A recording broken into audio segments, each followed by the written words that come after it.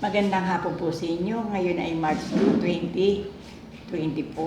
Ang aming pong pagharap sa inyo ay isang pasasalamat sa Panginoon.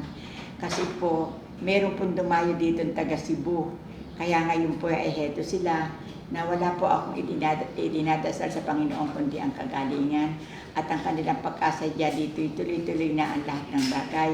At ipinababalita ko rin po sa buong kapuluan na kaya kayo nakarating dito sa pagtitiwala. Ngayon, nalinis ko na ang lahat, nagawa ko ang lahat ng bagay.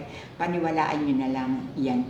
Kasi magandang hapon po sa inyong lahat kasi po ang ginamot ko po ngayon dito sa goiter. Natuklas ko po na ang goiter po pala nitong aking ginamot nasa kanan.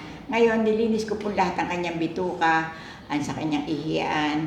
Pagkatapos po ng malinis ko, ang ginawa ko po nilagyan ko po ng Vicks ang kanyang lalamunan. Maganda na po ang ginawa at napalabas ko po yung maraming plema na sinabi ko po sa kanila na ito iko-cover na lang niya at ang tiyaga ng paggagawa ng yung po bang cover, magpapakulo po ng tubig at saka po itatapat na ganyan sa bibig para po yung bakterya matanggal. At ang pangalawa po nito, yung lagi po susundutin ang ilon mo, sisinga kapag sisinga para po hindi maipon yung bakterya na hindi gumaki ang lalamunan. Kaya dahan-dahan ko po natutuklas ang mga karamdaman ng mga tao. Kaya kayo sanang nakakakilala sa akin, susundin nyo ibang sinasabi ko sa inyo. Pero meron din akong pinayo sa kanya na bumili siya ng Vicks Formula 44, makatatlong bote siya.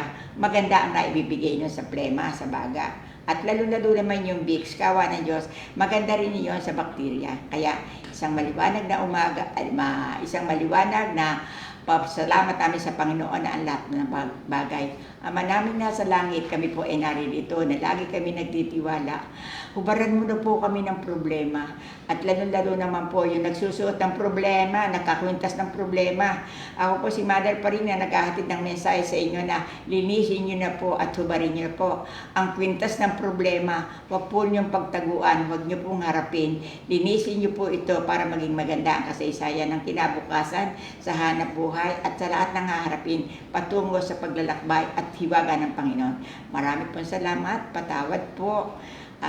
Bilang ako po ay naririto na lagi akong marap, nagpapasalamat po na walang katapusan sa hiwaga ng Diyos na ipinagkakaloob sa St. Joseph Chapel, Barangay Tabi, Giginto, Bulacan. Naghihintay ako sa mga taong nagtitiwala. Ito lang ako. At kung sakali man, sumasagot ako sa inyo sa Facebook.